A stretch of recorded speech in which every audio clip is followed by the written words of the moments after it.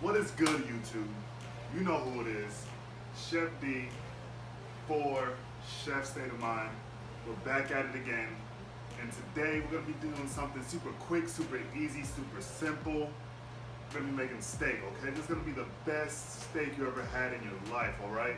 I'm going to show you how to make it super crispy on the outside, super juicy on the inside, and extremely tender no matter what kind of cut you use. Whether it's New York strip, ribeye, tenderloin, flat iron steak like we're using today, or flank steak, okay? So just sit tight, relax, and we'll be right back. Alright guys, so we have our steak right here. As you can see, it's a flat iron steak, which means comes from the belly area of the cow, okay? Has a little bit of nice marbling on there, but it's known for more of its beefy flavor, right? It's gonna be a little bit tougher than something, say like a tenderloin or ribeye, okay? But it makes up for that tenfold in flavor, right? So we have our salt right here. Just gonna season that nice and liberally, all right? Just like that. And we have some fresh ground pepper. Gonna give it some nice cracks. I like my pepper super coarse, also because you get a lot more of that peppery flavor, right? See, I turned my steak with this hand, so I'm gonna use this other hand to season, all right? Make sure you get nice coverage. You don't want to season super low because then you're just getting pepper in just a couple spots. You want to season nice and high, all right? I'm gonna crack some more pepper on this side. And it's just that simple, all right? Now we're gonna heat up our pan and all right guys, so our pan is hot. We got a couple whiffs of smoke coming up off of it. We got our trusty tongs here. Just gonna take it. I'm gonna put it right in that pan, all right? Just like that. Our heat is on medium high, okay? All right, it's super important that when you're getting this first crust on it, you don't want to touch it, you don't want to move it, you don't even want to think about moving it, all right? You want to get a nice even layer of that Maillard reaction, okay? That's the crust on it. That's the sugars and all the meat and the proteins browning and creating the beefy flavor that we all know and love, okay? So we're gonna let this sear just like this, medium-high heat, for about a minute and a half, no more than that, okay? Then we're gonna flip it. We're gonna repeat that process to get a nice even cook on it, all right? I'm going for medium. If you want something other than that, remember, if you haven't watched my lamb video, that's rare, medium, medium well, and then well done is way beyond that, all right? However you want it, try it like that, but I recommend medium because it's gonna be super juicy and it's gonna be super tender at the same time, okay? That's what we're looking for. That's the purpose of this video.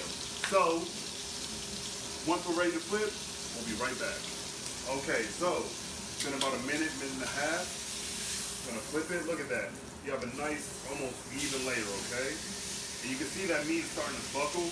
Flipping it about every minute and a half is gonna contract that one side, and then flipping it is gonna release, contract, release, okay? And what we're also combating is uneven patches of places where you have a crust and places where you don't, okay? So we'll let this sit for about another minute, and then we're gonna keep repeating until we get the correct doneness that we're looking for, okay?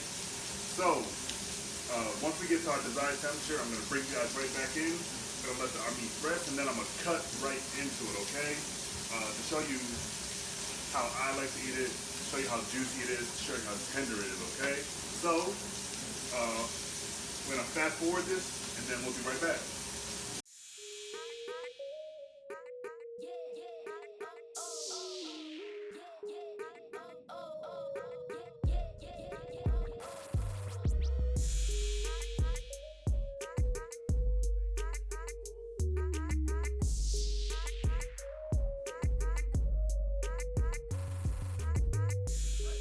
Alright, so I know as soon as you get this on the cutting board, you're gonna be ready to just cut right into it, alright? But that is the wrong thing to do, okay? We're gonna let our juices redistribute, let the meat rest a little bit, let it relax. While we're doing that, we're just gonna lightly cover it with a piece of aluminum foil, and during this process, it's gonna continue to cook a little bit. So you wanna undercook it just a touch, probably about 5 degrees, and it'll come up the rest of whatever you wanted, okay? That's another way to ensure that it's super, super juicy, okay? So, as soon as it's done resting, I'm gonna give it about 5-10 minutes. We'll be right back. All right, guys, so it's been about a full 10 minutes, and as you can see, it's still nice and hot. Some of the juice has come out, of course, but don't fret, okay? So we're gonna take a super sharp knife here.